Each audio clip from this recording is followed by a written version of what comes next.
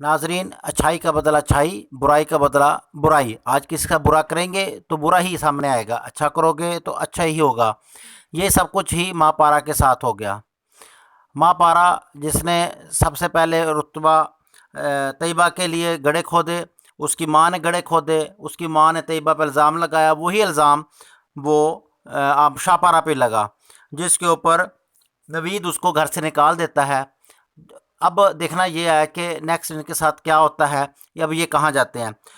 दूसरी तरफ रईस जब घर आता है तो वो रुतबा की मेहंदी में रस्म में तो शामिल नहीं हो सका, लेकिन निकाह इनका हो जाता है, शादी होती है। लेकिन शादी पे ना तो तैयबा शामिल होती है, ना उसका भाई, तो बाकी शाहपारा तो थी ही नहीं।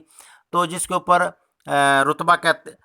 रुतबा उससे कहती है कि क्या चक्कर है कि शादी के ऊपर भाई और भाभी भी नहीं आए।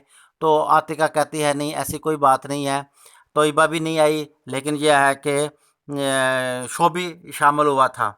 अब दूसरी तरफ शाहपारा अपनी माँ से कहती है कि ये यकीनी तौर पे तैयबा की बददुआ हमें लगी है कि आज हम घर से बाहर हो गए हैं। तो ये ज़हन में रखें कि जो होगा, जो आपने बीजना है वही आपने काटना है। देखते रहें चैनल अख्तर इन्फॉर्मेशन।